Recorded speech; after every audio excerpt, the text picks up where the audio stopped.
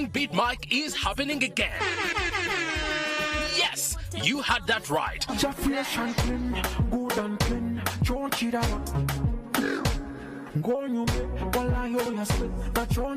The dance floor is gonna be on fire. Oh my God! This Friday, 5th April at Club Governor with co-sign Daddy Andre. Yo, what's up? This is Daddy Andre. And Spice Diana. Yo, what's up, guys? This is Spice Anna, and I'm here to let you know on the 5th of April, I'll be at Club Governor. On the Beat Mike. Hope to see you guys there. Tuchikole Tubeyo. Ayabas. Doors open at 4 p.m. and entrance is absolutely free. See you there. I wanna see you, na, na, na. I wanna do it, na, na, na.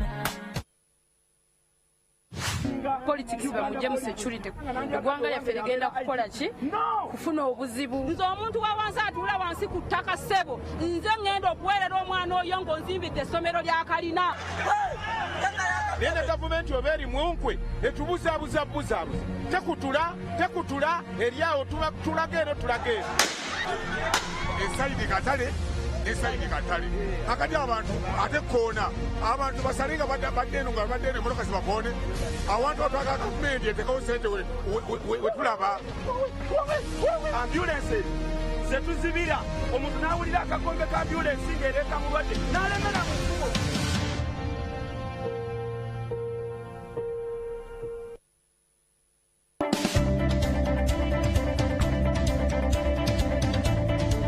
We have watched this show begin. We have traveled the entire country in search for commercial farmers. Cassava is now a cash crop in Teso. Farmers from across Uganda have benefited from agriculture. Somebody who is doing fish farming, this is an opportunity, a huge opportunity, in that the market and the demand is already available. I realized there was potential in goat farming. I started with around 30 goats.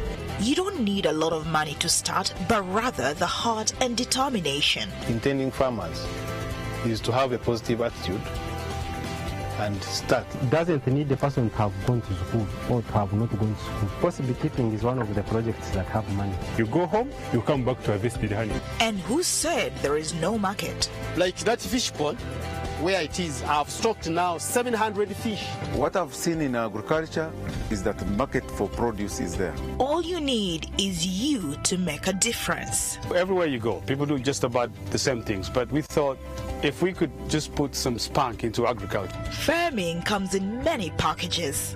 It takes courage, determination, focus, and above all, the zeal. I have a passion for animals. Stop feeling pity for yourself. Don't blame it on anyone. Stand up and do something. Farming is fun. Join us on this program and let's make the world we live in a better place. You, the viewer outside there, don't you see it is just lively? At Seeds of Gold every Saturday only on NTV.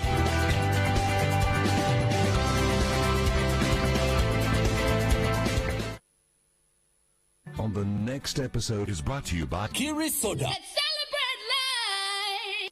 I was thinking of calling the lawyer.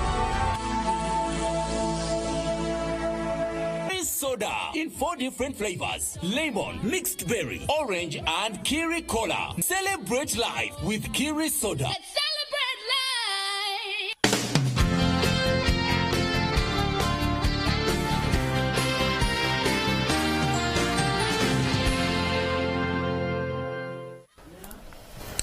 So at this point, we already know that there will be closure of Mighty Bridge, yes, come the April 15th, yes, of this year to the 10th of July this year. Apparently, they need to start with repair works, okay? So that's the conversation we'll be having, and that has been the talk of social media. So I've brought you people who are going to answer all your questions so we can get to understand what is this, you know, push and pull all about. So in studios, I'm joined by Engineer Arthur Mijumbi, Engineer Bridges and Structures. Welcome to the show. Thank you. You're welcome. Next to him, I do have Ms. Charity Komujirizi. She is from the Africa Freedom of Information Center. Welcome to the show. Thank you. And then next to her, we have Mr. Mike Sally, the PRO of UNRWA. Welcome to the show. Yes. So can you be honest this morning? Sure. All right. Okay. So we'll start start with this story that you did see yesterday in the news. Let's take a watch.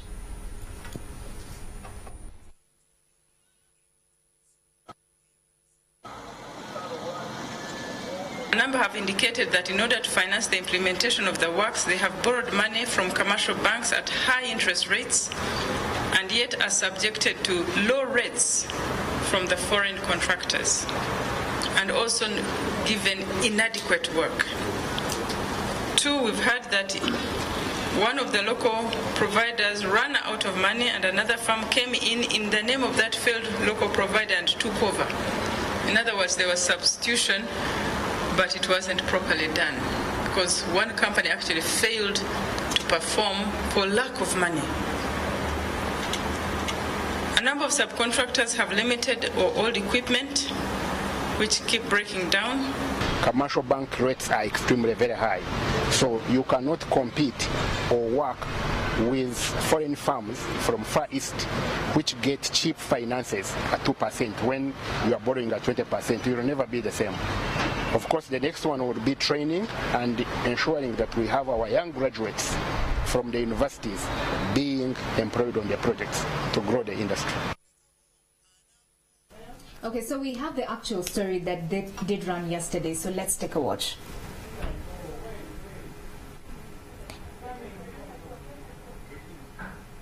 Okay, so pretty much we're going to get that story, the story that ran yesterday that has the actual updates with regards to what's happening on the Ginger Nile Bridge in Ginger, of course. So we have your people here. So let's start with engineer. You know, when this construction is actually happening, and the launch that did happen, and it was beautiful, and we thought that now this will not just, you know, pave way for better, you know, transport systems, and, you know, add, you know, with regards to adding advantage on that, because it is a bridge that pretty much helps with transportation now that, you know, it borders and helps goods, you know, coming from, you know, the borders onto this other side. But when it was commissioned, citizens were confident that this bridge was at 100%. Then a few months down the line, we are having this. Can you just explain to us what could have happened? Well, good morning, viewers. I would like to thank you for being understanding to this issue. Firstly, the ceremony that we held, we as the employer, we were taking over the works. We wanted to use the work that had been done so far. So it helps when we commission, everyone feels part of the project, but that is takeover. But in regards to the contract, because all these projects that we develop are governed by contracts. But in as far as the contract is concerned, that is just one of the steps towards completion of the work. It's called taking over, where the employer or you, the owner, may start using the facility. Like your house, you may start using it. Then you say you're taking over the works. However, the project does not end until there's a period that is given, which we call the defects notification period or the defects liability period. From the sound of that word, liability means that you're giving room. For this project, it's about 2 years. You're giving room to complete any outstanding work. Not only completing any outstanding work, but you also give room to rectify any defects that may come up during that period. Because you also need to monitor the work, how the work is going. So that period, I would say we still have around some more 2 years.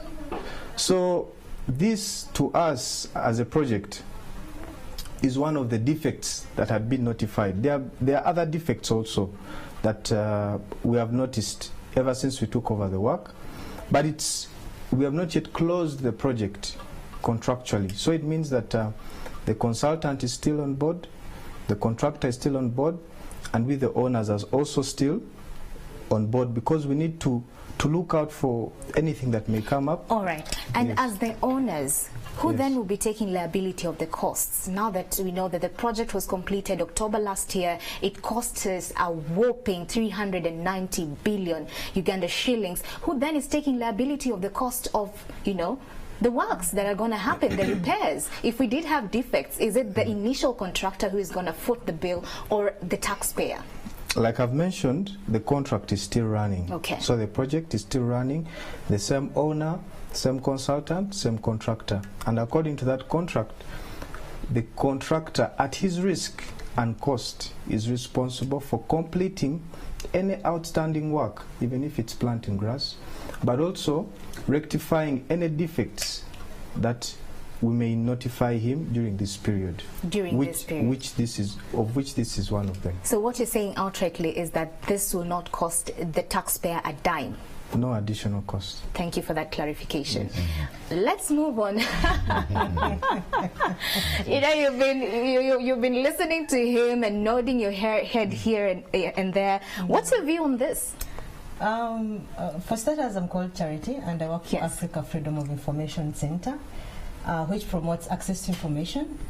And AFIC, or Africa Freedom of Information Center, actually hosts an initiative that actually looks at the transparency of infrastructure projects.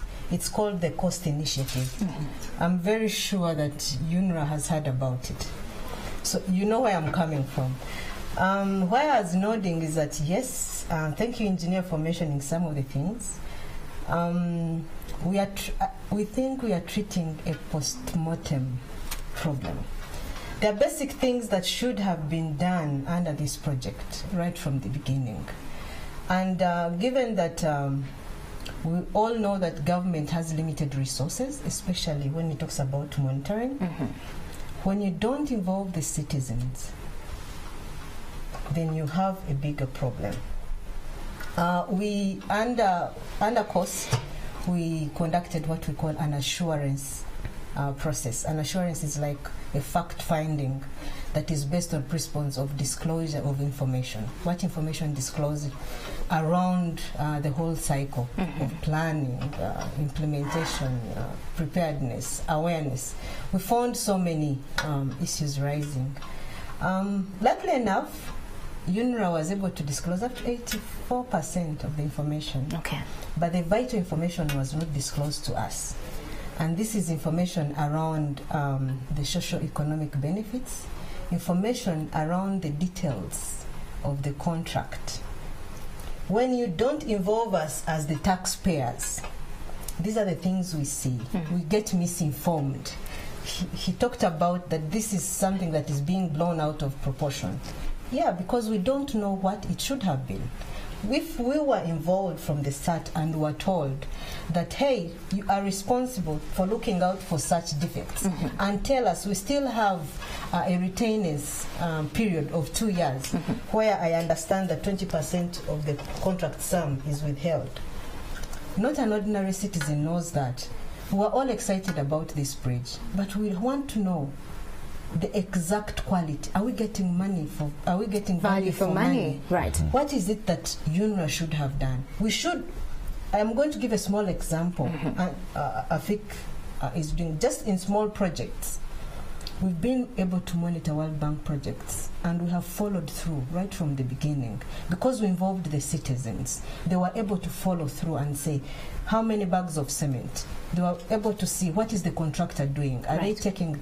So some indicators of seeing like change of subcontractors is an indicator of collusion and fraud. I don't want to go there, but those are some of the indicators that are getting us worried. They are red flags. Okay. In our.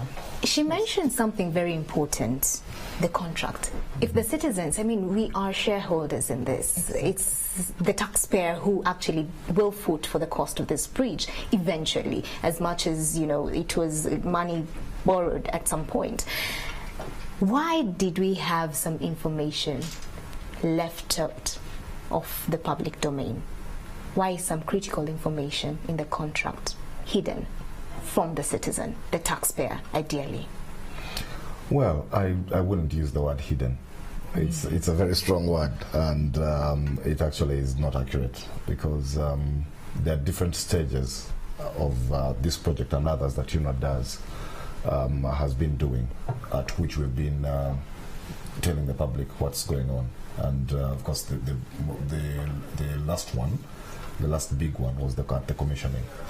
And what happens is Arthur and engineers like him, every time we have a function like that, a commissioning, they prepare a project brief. The commissioning. Yeah, the project brief has all of that contract information. Earlier, when we have press conferences, when we have visits, because we have visits with, say, the press and different stakeholders to projects at different levels. Our executive director actually does a lot of what we call road inspections. So during these visits, of course, there are always project briefs prepared that are shared with the press, that are shared with whichever stakeholders we have taken to. Information that is filtered. Yeah, no, well, that project brief is usually comes from the engineers, and it's technical. It's technical, but it tells everything, all the basic information. I use the word basic. Now, of course, at the commissioning, I'm saying, again, we did release that, a project brief that everybody has. Sometimes, in the excitement of, say, a new thing coming onto the scene, something that the public is going to use, some of it is not digested by every stakeholder, even if it's there, until questions start being asked, for example, when we have an issue like we do of the restoration work that's going to take place. But as the peer, don't you think that it is your role to ensure that those information gaps do not exist, especially when we know that this is a project that will pretty much affect on the pocket of the taxpayer? Don't you have that responsibility to constantly update them on all this? Yeah, absolutely. We do have the obligation to, and we endeavor to. Sometimes, of course, like I said, sometimes when the because of the reason information is given, its digestion is different. There's more scrutiny now, and people are paying more attention to details now because of the restoration work and all the attention it has raised on social media. And then, but then you realize that earlier, like I said, because, for example, it was just a commissioner and people were just waiting for the president to flag off so they could use the bridge, so they could see the lighting, so they could see the fireworks and everything. They probably didn't look at some of that information that was there even then. Thankfully, though, is that information is an ongoing process, which is why Arthur and I are here even this morning. So we continue to share. When you give us the opportunity as NTV, we come in and share. Right. And today, and today, of course, what we are sharing, before I hand over back to Arthur to give you the technical things, what we're sharing today is that we are doing restoration work. But do you agree that in terms of communication, you at some point, to some extent, failed the citizens? They're not doing well. Do you agree in terms of communication? Yes, availability of information. Do you agree that to some extent you did fail the citizens? Well, what I would say is that information, I'll repeat this, information has been available. It has been available all the time. But you've not gone to the extent of interpreting it. Interpreting it? Or deciphering? Disclose to the citizens. Exactly. We actually have. No. Yeah? I have evidence. Simplifying, what you're talking about, Mr. Sally, simplifying this information to the citizens such that they get to understand. I mean, this is communication. We know that some of this information, not everyone will understand the big jargon English that we talk in the offices. Do you go to that extent? This opportunity now to found that information is disseminated in English and Japanese. In English and imagine that. In Usoga. We are in Usoga here. Okay. We want how will the Wasoga understand if you don't translate it in the language? Usoga. Oh, I see what you're saying. You only disseminating information on radio. Only. You disseminated this information at the launch. Yes. You get it? At the commissioning. This is where, and you're keeping it to yourself. When we ask for reports, you're giving us the technical reports that engineer understands. I want to know more. You want to know how more. much my money is going to do, what quality, so that I can follow it. Are we working on that? Are we going to see better communication strategies moving forward? No. Are we going to see better communication strategies moving forward? Okay, the citizens, this time round, the citizens this time round will have no option. Let's move to Engineer Sally. Of course, you don't want to commit to better communication strategies, but Mr. Engineer Sally, let's be real with this. Did we rush the commissioning or the launch of this particular bridge without us as the owners, UNRWA, as the owners inspecting it with your engineers and ensuring that it's at 100%, and so we commission it knowing that it will serve us for the 120 years that we were told it would serve us for. We know that this period of time that there's going to be a closure, business will be affected, transport will be affected. This is a long period of time that we are, making the different traders pay for. Ideally, it's not their fault. So did we rush this? I don't think we rushed. Okay. I don't think we rushed at all. Actually, I would say we took a lot of our time. To the contrary, actually, we took a lot of our time. And so to speak, I believe we did a very good job. Actually, we've done a very good job. And on the issue of information, just allow me to chip this in. Maybe it could be, she has mentioned about channels of communication, maybe the language of communication, maybe the dissemination venues. But to us, it's still a contract. A contract has certain confidentiality principles. For example, between the people who have signed it, there's information that may be easily shared. And I think we have done a very good job at sharing that information, regardless of the confidentialities that are related to the contracts. However, there's information that the contract, because it's a legal document, that may not allow you to share with a third party who is not party to that contract. That may include detailed breakdown of certain costs, like in some bills of quantities, unless it's through forms of audit, or there are certain things that give you privy to that information. All right, but engineer, the rushing, I don't think nothing was rushed. How then do you explain that we commissioned this bridge in October and we're in April and we are getting into repairs? How do you explain that? Like I've mentioned, there is completion of outstanding work, which we are also doing. If you've noticed, when we opened, we still had people doing some work. So that is completion of outstanding work. The number two, there's also remedy of any defects that may be noticed after you've started using. It's like your house. There are stages where you're free to enter your house. You may not have completed the painting, but it may not be deemed unfit for you to use your house. How long is this contract in existence? When is it expiring? Because now we are actually surviving under the contract. Even the repairs are going to happen under the provisions in the contract. Yes, we still have 2 years. We still have another 2 years for this process of completing any outstanding work and also remedying any defects that may come up during that period. It's given as a leeway that please keep the contractor around for if there's anything you notice he has not completed, let him complete it. If there's anything you find that, oh, maybe this thing is not lasting as long as we hoped, or it's not performing as, then he's liable to correct it. Right. So that does not constitute a rush. But on the other hand, look at it in the sense of these works give you, the owner, there's a certain time when you deem the works are fit for use.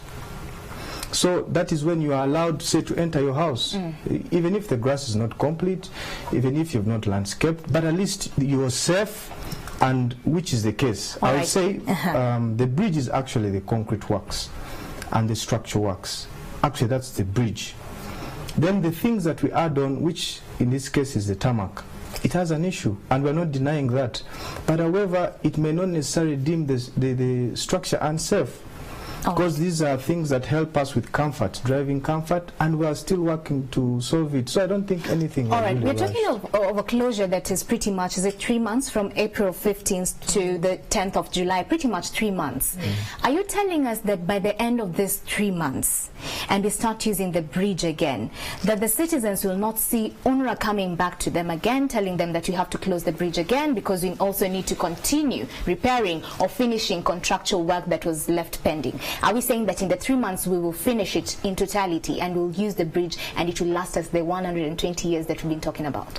Well, I would like you to be on board with me with a very affirmative yes. Brilliant. But a correction is that we're not closing the bridge. What is happening? It's nothing about closure. To put it in perspective, the structure which you have just put has 4 lanes. You see?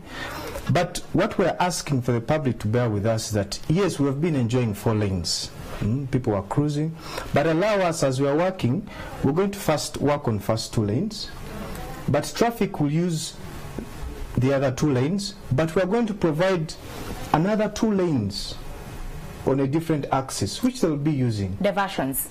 Yes, which we are asking to use the old bridge. So it's not really a closure. We're still going to have 4 lanes in operation and another 4 lanes in operation. Okay. So I don't want the public. I want the public to be. Yes, Mr. Sally, you're burning. Tell me. Yes, but just to add on to what Arthur is saying. So what the communication we've put out since yesterday about the works, the restoration works that are going to start on the 15th, says that we'll have the traffic that comes from Jinja into Kampala will still use the new source of the Nile bridge. The traffic coming from Kampala going to Jinja and east will then use the old Nile Valley bridge. And then we've got traffic that is in and around the bridge. That is the people who go to Nile breweries, those who go to Nile, East African packaging, and around them. They'll continue to use that area. Yes. And then, of course, we have the motorists who are not allowed to the bridge in the first place anyway. Okay. So they will go back to the Nile Valley bridge. So while work is ongoing, which is actually what has been happening since restoration work started. So while work is ongoing, the bridge will still be in use. And that is, the restoration work actually started earlier. So what happened then is, as Arthur will tell you, they did 100 meters of that when the asphalt started to wear, the cost started to wear. But the bridge is 525 meters, so they didn't do the entire bridge. Unfortunately, some people then thought that we had done work and finished, and now it is failing again. No, but the work is ongoing. Throughout this period of the next 2 years, it will be ongoing. All right. And then what happens also is that, because this is standard across the world, the defects liability period for infrastructure projects across the world, it's not like a Ugandan thing or anything. The engineers do that across the world because of the same reasons across the world, regardless. And even after that, even after we finish defects liability period, and engineers like Arthur have handed over to another directorate in UNRWA, which is maintenance, there will be maintenance work ongoing throughout the life of this project. But you know, the beauty is that you've outrightly said that this, repairs will not cost the taxpayer a coin. No. That's the beauty. No. And I think that's what people wanted to know. Because they were not understanding. I mean, from October to now, really, we're having defects, okay? We have to go and do repairs again. Will this cost us? So you saying that this is still within the contract, I think that's information enough. Yes. Charity. I actually want to... as we come to a close. Yes, I want to... I'm a citizen and I pay tax. I want to believe that will happen, that they're not going to renew the contract and revise the costs. It is happening with the Northern Bypass. It is just one of the projects that actually the citizens have been vigilant to point out these issues that are happening, but many are being abandoned and the citizens are not aware. So I call upon UNRWA to actually step up and disseminate this information. Yes. He's laboring to explain what the maintenance period is. If the citizens knew, they would have actually said, oh, perhaps this is what they told us about. They would not have made the noise. They are afraid. They think it is one of another, we call it the Chinese road in Uganda. This is what we know. UNRWA is doing Chinese roads. It's not the roads we're told about by our parents back then. So please step up, disseminate information, work with AFIC. We reach the communities. Okay, we're not working closer than that. Allow me, I'm just inviting us to shows like this. Yes. Because when we invite the press, when we invite the press over for our engagements, for our site visits, for our inspections, for our functions like groundbreaking and commissioning and all, we don't call on the radio.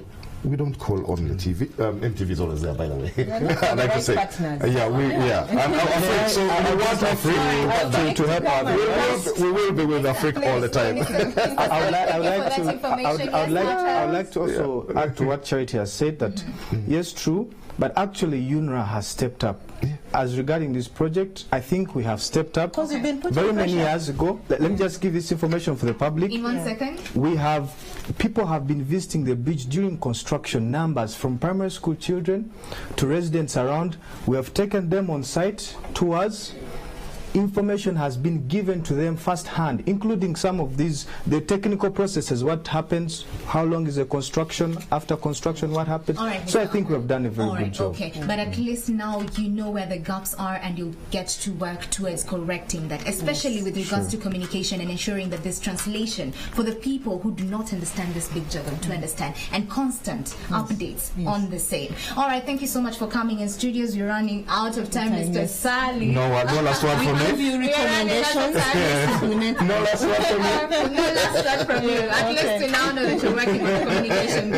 Okay, Mr. Sally, the PRO of UNRWA, thank you so much for joining us. Also, Ms. Charity Komudurizi from the Africa Freedom Information Center, thank you so much. And also Engineer Arthur Mijumbi from the Bridges and Structures here in the country. So now you have the information. You've been told that it will not cost you a dime, so let's relax and let them do their work. And after the 3 months, they won't come back to us telling us that you'll have to go through diversions again for them to, okay? So in case it happens, we'll bring them back here to explain the same. So at this point in time, that brings us to the close of Kickstarter Conversation. The hashtag is Morning at NTV. Bring your views coming. Of course, he's a communication expert. Please look at the feedback on social media.